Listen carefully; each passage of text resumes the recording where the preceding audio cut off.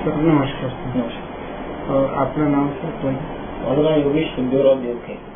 गेल्या 10 ते 12 वर्षापासून मी प्रसार माध्यमात कार्यरत आहे. यापूर्वी जनमाध्यम, देशोन्नती या सर्व वृत्तपत्रात काम केले. प्रतिनिधी, उपसंपादक, वरिष्ठ उपसंपादक, मंत्रालय प्रतिनिधी, सर्व सध्या अमरावती दर्शनाचे संपादकाची जबाबदारी पार पाडली. तर आपण 2020 ला भारताला महासत्ता व्हायचे, बरोबर. त्या दृष्टिकोनातून आपण शासन विविध योजना राबवत आहे. त्या दृष्टिकोनातून अमरावती जिल्ह्याचा जर विचार केला तर आपल्या अमरावती जिल्ह्याची सामाजिक, आर्थिक, राजकीय स्थितीची सध्याची काय परिस्थिती आहे? अमरावती काही बाबतीत फार नशिबान आहे, परंतु काही बाबतीत एवढं दुर्दैवी पण आहे. नशिबान या अर्थानं की राज्यपाल केरळचे जे राज्यपाल आहे ते अमरावतीचे आहे, म्हणून राष्ट्रपती जे आहे ते अमरावतीकडे आहे. या सर्व बाबी असल्या तरी विकासाच्या दृष्टिकोनातून जर आपण विचार केला, महानगराचा जो विकास त्या झपाट्याने होऊन आला आहे त्या झपाट्यानं जर अमरावतीचा विचार केला, विकासाची जी गती आहे ती त्या मानाने फार कमी आहे. तर कारण असं आहे की मधल्या काळात जी लोक सध्या पदावर आहे त्यांना दोष देऊ इच्छित नाही. त्याला कारण असं आहे की मधल्या 30-40 वर्षाच्या काळात जे आहे अमरावती जिल्ह्यात नाही तर संपूर्ण विदर्भाकडे मोठ्या प्रमाणावर दुर्लक्ष झालं. त्या दुर्लक्षाचा फटका विदर्भातलं फार मोठं केंद्र अमरावती आणि विभागीय केंद्र असल्यामुळे तो फटका अमरावतीला आपसुकच बसला. परंतु फक्त शहरापुरतं मी बोलत नाही, मी जिल्ह्यापुरतं बोलतो. शेतकरी आत्महत्या असो, सिंचनाचा प्रश्न असो, रोजगाराचा प्रश्न असो, मधल्या काळात नियोजनाचा फार मोठा अभाव तिथं होता आणि तो अद्यापही आहे. एका काळात अमरावती रोजगाराच्या संदर्भात फार सक्षम होता. अमरावतीचा जो कामगार आहे आपल्या त्या गिरणी कामगार संपूर्ण महाराष्ट्रात प्रख्यात होता. त्या दृष्टीनं इतक्या वस्त्या, पण काही वस्त्या ज्या तेजपुरात ज्या आहे, माळपुरात ज्या आहे, बेलपुरा ज्या आहे, या सगळ्या ज्या पुरा नावाच्या जे पुरा ज्या ज्या वस्त्यांना जोडल्या गेल्या त्या सगळ्या कामगार वस्त्या होत्या.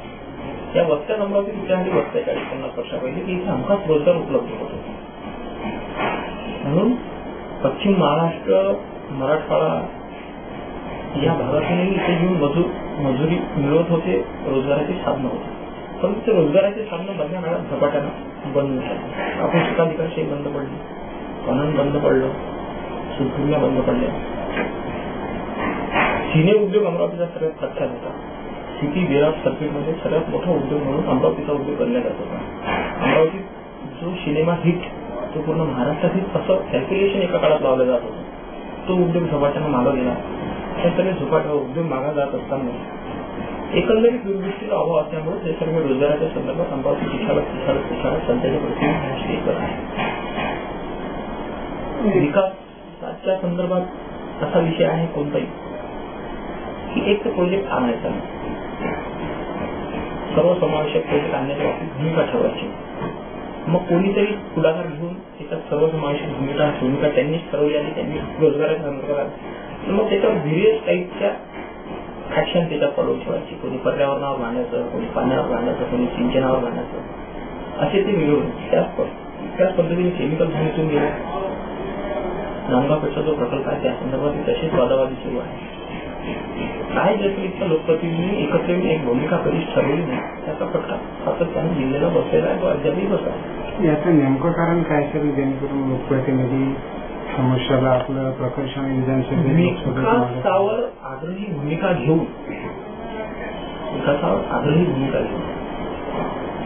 सर्व कोणते पक्षाच्या कोणाच लोकप्रतिनिधीवर मी बोलणार नाही, पण तो विकासावर आग्रही भूमिका घेऊन त्यांना एकत्र बांधून त्या संदर्भातलं नियोजन असणार. पश्चिम महाराष्ट्रात एखाद्या उपक्रमाच्या संदर्भात, एखाद्या प्रकल्पाच्या संदर्भात 4 लोक पटकन समोर बसतात. काय जे असतात ते जे सक्षम नेतृत्व त्याला म्हणतात, मे बी जिल्ह्यात असू द्या की विभागात असू द्या, आता सक्षम नेतृत्व सध्या काळात निर्माण झालं. त्यामुळे त्या विकासाची जी गती आहे ती जिल्ह्याची फारच मंदावलेली आहे. त्यातल्या सुदैवाची बाब एक चांगली अशी आहे सध्याच्या परिस्थितीत की राष्ट्रपतींच्या विशेष प्रयत्नामुळे आणि देवी शेखावत यांच्या विशेष प्रयत्नामुळे रेल्वेच्या बाबतीत जो विकास थांबलेला होता अमरावती जिल्ह्याचा, महानगराचा, आणि एकंदरीत रेल्वे रूटवरच अमरावती होता, ते फार मोठी पोकळी ह्या काळात भरून ही हे सगळ्यात समाधानकारक भाव. कारण की railway is not single railway, रेल्वेचा ट्रॅक राहत नाही, रेल्वेच्या ट्रॅकवरून विकास चालू होतो. त्या विकासाच्या संदर्भातून 4 उद्योग येतात, 4 उद्योगाच्या माध्यमातून त्या शहराची, त्या जिल्ह्याची, त्या विभागाची भरभराट होते. आज कितीतरी असे छोटे गाव आहेत की जे रेल्वे ट्रॅकवर आले आणि नंतर मग ते आलटून पालटून. त्याच्यामुळे फार चांगलं त्याकरता राष्ट्रपती प्रतिभाताई पाटील आणि देवी सिंग शेखावत हे खरोखरच अभिनंदनास्पद. सर, आपल्या दृष्टिकोनातून असा एखादा कोणता प्रश्न आहे जनतेचा की जो प्रकर्षाने विधानसभेत लोकसभेत मांडला गेला नाही किंवा मांडायची गरज आहे? इथचा सर्वात मोठा प्रश्न आहे रोजगार. इंडस्ट्री एरिया आहे, एरियाज आहे, सर्व गोष्टी आहे, साधन संपत्ती आहे, खनिज संपत्ती आहे, वीज निर्माण केली जाऊ शकते. एक पाठपुरावा ज्याला म्हटलं जातं, पाठपुरावा वैयक्तिक आणि पाठपुरावा सामूहिक असे 2 प्रकार राहतात. सामूहिक पाठपुरावा इथे होत नसल्यामुळं हे सर्व रोजगाराचा सर्वात मोठा प्रश्न आहे. कोणत्या मुलाला इच्छा, तो ग्रॅज्युएट असू द्या, अंडर ग्रॅज्युएट असू द्या, पोस्ट ग्रॅज्युएट असू द्या, कोणत्याच मुलाला असं वाटत नाही की पुण्यात गेल्यानंतर त्याला मी 50-50 हजार पगार नाही. तो सुरुवात 10-15-20 पासूनच करतो. घरापासून 700-800 किलोमीटर दूर राहून तो तिथे रोजगाराचे साधन सुद्धा मिळत नाही.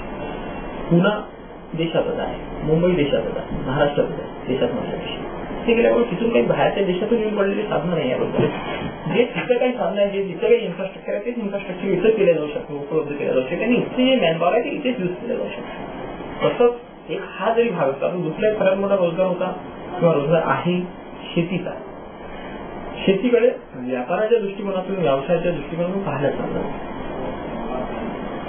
ती एक नजर दिली, ती नजर पश्चिम महाराष्ट्रात दिली की तुमची शेती आहे, शेतीसोबत दूध सेवा सुरू करा, शेतीसोबत पोल्ट्री सुरू करा, शेतीसोबत हे सुरू करा. आणि शेती महत्वाची गोष्ट म्हणजे बिझनेस सारखीच करा. किती गेले, किती आले, बॅलन्स शीट, ह्या सगळ्या गोष्टीपासून विदर्भाचा शेतकरी कोसो दूर आहे.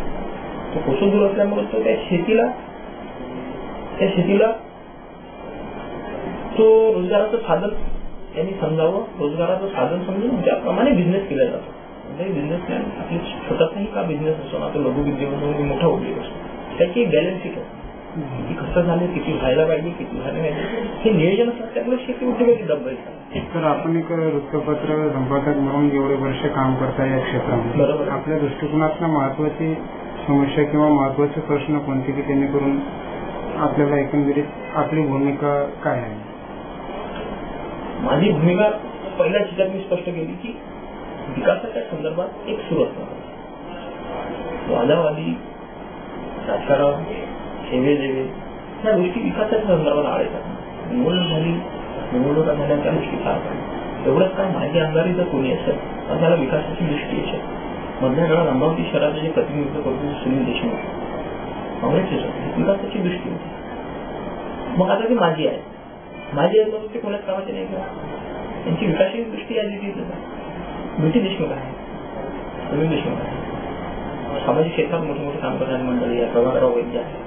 या सगळ्या मंडळींना एकत्र घेऊन विकासाच्या दिशेच्या संदर्भात एक ठोस पावलं उचललं गेलं त्यांनी तसा पाठपुरावा झालाच पाहिजे. जेणेकरून वरिष्ठ पातळीवर शेवटी कसं आहे की दुसऱ्या भावा विदर्भासोबत झाला हे काही लसून झालेली नाही, परंतु एकत्रित करण्याचे प्रयत्न होत नाही. त्यातल्या त्यात अमरावती विभागीय स्तर आहे. अकोला, यवतमाळ, वाशिम, बुलढाणा हे सर्व जिल्हे इथे सेंट्रलाइज करून एक दिशा दिली जायची आहे. पण तसं होत नाही. इथे जिल्ह्यातल्या नेत्यांचं एकमत नाही आहे तर ते बाजूच्या जिल्ह्यात तसं काही विशेष नाही. अकोला, यवतमाळ, बुलढाणा ह्या विदर्भातल्या समस्या जवळपास कमी जास्त फरकाने एकसारख्याच आहेत. सर्व समस्या एकसारख्या असताना त्याचा समाधानही एकसारखाच आहे जवळपास.